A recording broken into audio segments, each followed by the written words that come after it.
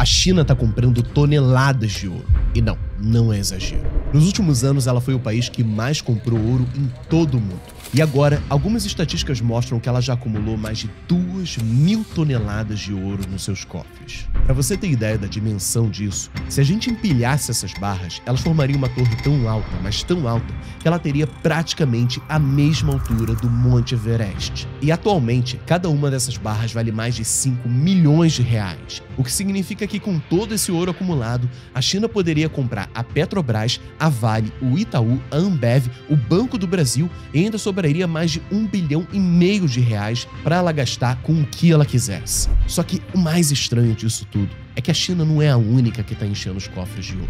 Nos últimos anos, os bancos centrais dos principais países do mundo compraram mais de 5.000 toneladas do metal precioso. E essa corrida pelo ouro tem feito o preço dele disparar. Só esse ano ele subiu mais de 24%. E isso em dólares. A pergunta que a gente se faz agora é: o que está fazendo com que a China e vários outros bancos centrais ao redor do mundo compre tanto ouro assim? E mais importante ainda, o que a gente pode fazer para se preparar e até mesmo ganhar dinheiro com isso? Dá uma olhada nesse gráfico aqui. Ele mostra a quantidade de reservas estrangeiras que a China acumulou nos últimos 10 anos. Reservas é um nome bonito que os economistas dão para os dólares, euros, ienes, metais preciosos e várias outras coisas de valor que os países guardam nos seus cofres ao longo dos anos. Perceba que o montante dessas reservas não mudou muito para a China desde 2015. No entanto, uma coisa mudou bastante: a quantidade de ouro no meio delas. De lá para cá, a quantidade de ouro nas reservas chinesas mais do que triplicou, aumentando a sua fatia de 2% para quase 7%. Eu sei que ele pode até parecer um aumento pequeno, mas ele equivale a quase 180 bilhões de dólares sendo comprados em barras de puro ouro. Só que tem uma coisa muito curiosa escondida nesses dados. Pensa comigo, se a fatia de ouro nas reservas chinesas aumentou, mas o valor das reservas como um todo permaneceu praticamente o mesmo, então isso quer dizer que a China precisou se desfazer de algum dos seus outros investimentos para dar lugar a esse ouro que está entrando. E isso nos leva a uma pergunta crucial: que investimento foi esse que a China precisou se desfazer para dar lugar ao ouro? Olhando os dados a fundo, a gente descobriu a resposta para essa pergunta. A quantidade de dólares nos cofres chineses diminuiu drasticamente. Para ser mais preciso, a China se desfez de quase $500 bilhão de dólares americanos.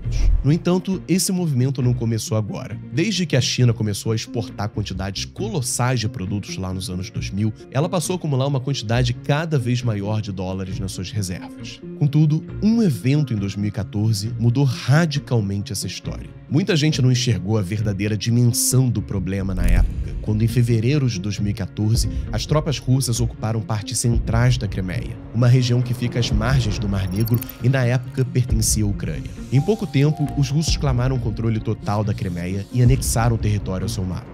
Acontece que o Ocidente não assistiu a tudo isso calado. Juntos, os Estados Unidos e a União Europeia impuseram uma série de sanções sobre a Rússia, sendo uma delas a proibição de que fossem feitos empréstimos em euros e dólares aos grandes bancos russos. Essa era uma poderosa arma econômica, que apesar de não deixar vítimas fatais, tinha a força necessária para dizimar a economia russa. E o segredo dessa arma está no fato de que os bancos russos costumavam rolar a sua dívida. O que significa que quando ela estava muito prestes a vencer, eles iam lá e pegavam dinheiro emprestado para conseguir quitá-la, postergando, com isso, o prazo que eles tinham para pagar a dívida. Na prática, isso fazia com que os bancos russos precisassem pegar entre 20 e 40 bilhões de dólares emprestados no exterior a cada 3 meses. Porém, com a proibição, essa torneira fechou. E isso fez com que não restasse aos bancos nenhuma outra alternativa, a não ser pedir socorro ao Banco Central russo. Só que o problema é que, para conseguir resgatar os bancos, o Banco Central precisou imprimir dinheiro em massa. E adivinha o que acontece quando você imprime dinheiro como se não houvesse amanhã? Pois é, a sua moeda passa a não valer nada. E foi exatamente isso o que aconteceu com o rublo, que perdeu mais de 40% do seu valor. Só que o que muita gente não tinha sacado ainda é que toda essa história de anexação da Crimeia era só o prelúdio de um conflito muito maior, a invasão completa e definitiva da Ucrânia.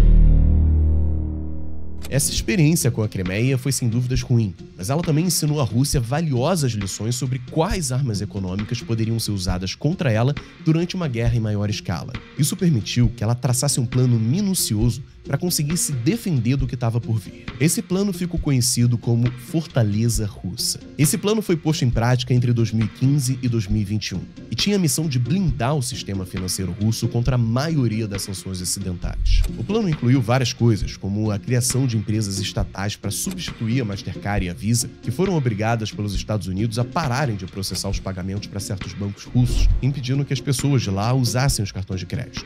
Ele também criou um mecanismo para substituir o SWIFT, que é uma espécie de WhatsApp do mercado financeiro global. Ele é usado para comunicar todas as transferências de dinheiro que ocorrem entre dois bancos de países diferentes. Mas talvez a maior sacada da Rússia com esse plano tenha sido se desfazer dos dólares que estavam nas suas reservas e colocar ouro no lugar. E o motivo por trás disso é que em fevereiro de 2022, a Rússia invadiu de uma vez por todas a Ucrânia. Só que dessa vez, a resposta do Ocidente não envolveu apenas a proibição de empréstimos para os bancos russos. Os Estados Unidos e a Europa dobraram a aposta e sequestraram quase 300 bilhões de dólares das reservas russas que ficavam guardadas fora do país. Para você entender como isso foi possível, você precisa entender que, mesmo sabendo dos riscos, é praticamente obrigatório para a maioria dos países guardar dólares e euros em países estrangeiros. Não é difícil entender o porquê disso. Para você ter ideia, a cada 10 vezes que alguém troca alguma moeda por outra moeda ao redor do mundo, em 9 delas, uma das moedas que está sendo trocada é o dólar. Traduzindo isso para o bom português,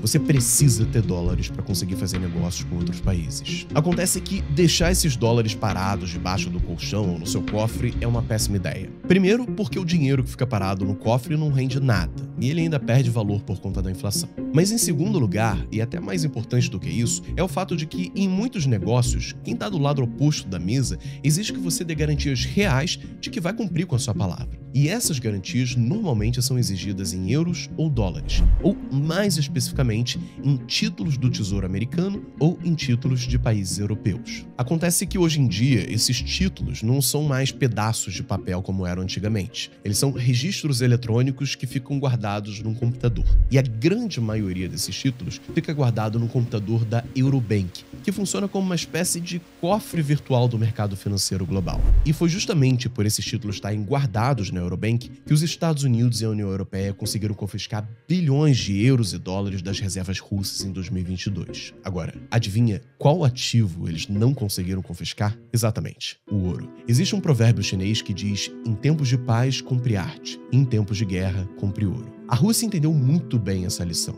Como parte do plano de construir a fortaleza russa, eles reduziram a quantidade de dólares nas suas reservas de 40% para apenas 10%. Em contrapartida, a fatia de ouro mais do que dobrou, saindo de menos de 10% para quase 25%. E, diferente dos títulos e moedas de outros países, o ouro não é guardado fora da Rússia, mas sim nos cofres que ficam no próprio país. Portanto, a menos que alguém decida invadir ela, ninguém vai conseguir pegar o ouro que está lá. Desde o início da guerra com a Ucrânia, a Rússia parou de divulgar o percentual que ela detém de cada moeda nas suas reservas. Contudo, ela continua divulgando o tamanho da fatia de ouro nela. E o que a gente pode ver agora é que essa fatia já chega a mais de 36%.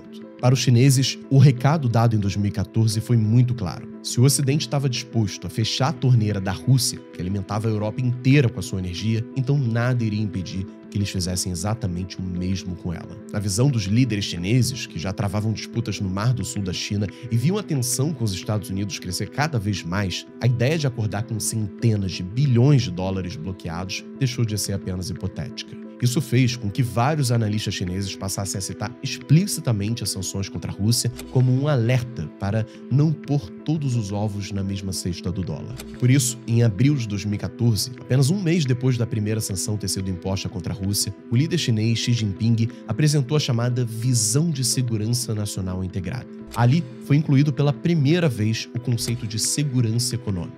Até então, para você ter ideia, o aparato de defesa chinês olhava praticamente só para ameaças militares. No entanto, a partir de 2014, ele passou a dividir a sua atenção com a ameaça econômica. Isso fez com que a China começasse a se desfazer aos poucos dos dólares que ela mantinha nas reservas, enquanto, ao mesmo tempo, ela ia comprando cada vez mais ouro. E, para melhorar isso tudo, esse episódio coincidiu perfeitamente com o momento em que o preço do ouro beirava as mínimas históricas, o que fazia com que a ideia de comprá-lo em grandes quantidades se tornasse ainda mais interessante. Isso fez com que a China reduzisse a sua participação em títulos americanos para o mesmo patamar de 2001, que foi quando ela ingressou na Organização Mundial do Comércio e começou a, de fato, acumular dólares em massa. E, enquanto isso, a sua reserva de ouro mais do que triplicou. Nesse momento, enquanto tudo isso acontece, outros países, como a Turquia, Polônia e a Índia, estão seguindo exatamente o mesmo caminho, o que está fazendo com que o preço do ouro simplesmente vá às alturas. A pergunta agora é, será que mesmo depois de toda essa alta, ainda vale a pena investir no ouro? Esse é exatamente o tema do relatório da nossa carteira internacional que a gente vai liberar nesse mês. Essa carteira contém todos os investimentos internacionais que a gente recomenda aqui na Varus